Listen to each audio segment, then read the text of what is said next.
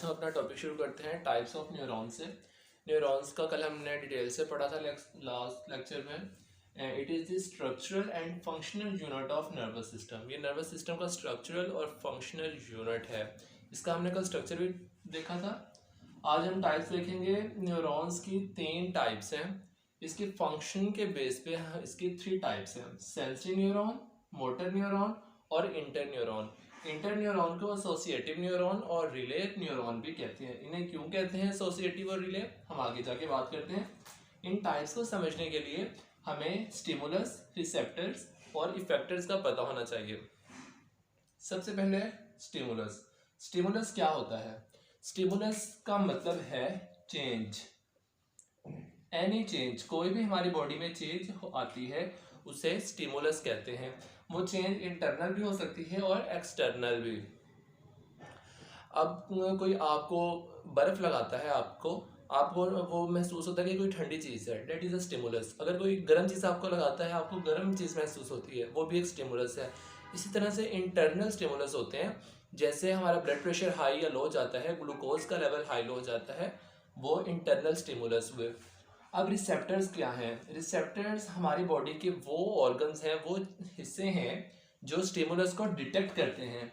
विच detect stimulus, जो stimulus को detect करते हैं।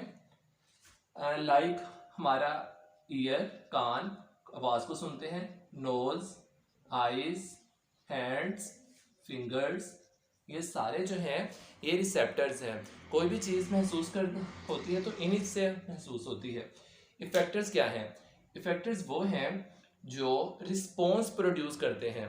स्टिमुलस का आगे से रिस्पॉन्स, उसका रिस्पॉन्स देते हैं। लाइक हमें कोई गर्म चीज़, हमने फिंगर उस पर टच की, फिंगर जो है रिसेप्टर है, स्टिमुलस वो गर्म चीज़ स्टिमुलस है। रिसेप्टर ने स्टिमुलस को डिटेक्ट किया और ब्रेन में मैसेज पहुंचाया। ब्रेन से मैसेज आता है वापस इफेक्टर्स के पास। इफेक्टर्स अपने हाथ को पीछे खिंचवाते हैं। इफेक्टर्स क्या हैं? इफेक्टर्स में 2 चीज़ें आती हैं, मसल्स और ग्लैंड्स। मसल्स और ग्लैंड जो हैं वो इफेक्टर्स हैं। जब ब्रेन से मैसेज आता है कि आपको हाथ किसी गर्म चीज़ को लगा हुआ है, तो हमारे मसल्स कॉन्ट्रैक्ट होते हैं और हम हाथ पीछे खींच लेते हैं।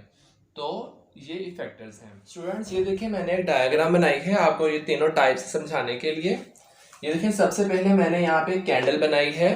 इट इज स्टिमुलस, कैंडल है, स्टिमुलस है।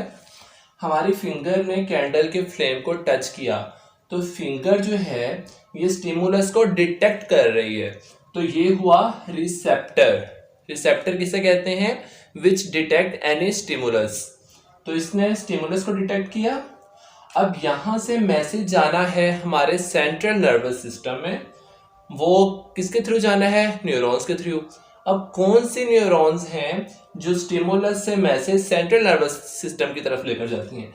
उनको कहते हैं सेंसरी न्यूरॉन्स। उन न्यूरॉन्स को कहते हैं सेंसरी न्यूरॉन्स।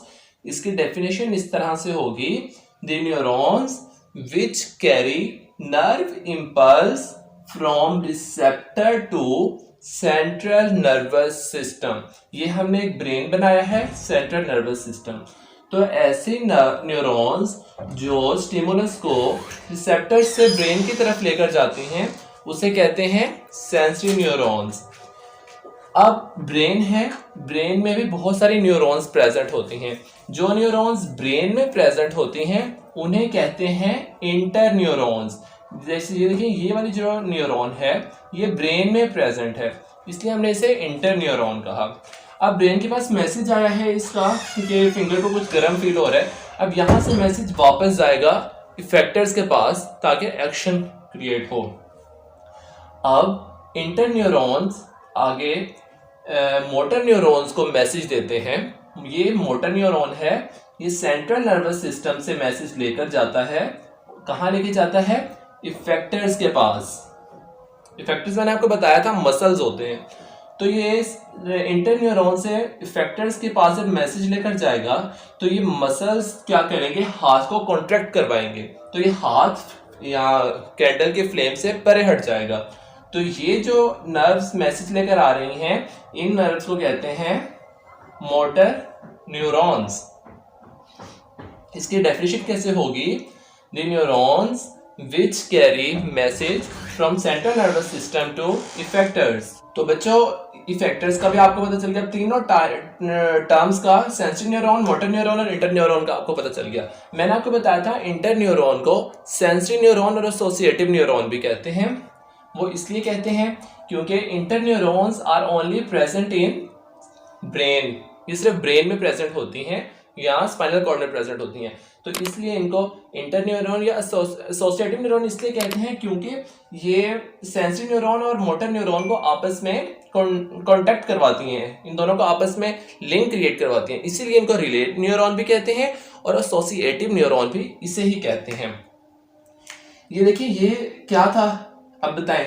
ये मैसेज लेके जा रही है, सेल बॉडी है, सेल बॉडी की तरफ मैसेज लेके जा रहा है। कौन लेके जाएगा? ये डेंड्रॉइड्स लेकर जाएंगे। अब सेल बॉडी से अवे मैसेज लेके जाएगा, तो यहाँ पे ये क्या है? ये एक्सॉन है। इसी तरह से आपने समझना है ये सारा। मैंने डेफिनेशन यहाँ पे लिख दी है ताकि आपको आसानी हो याद करने में।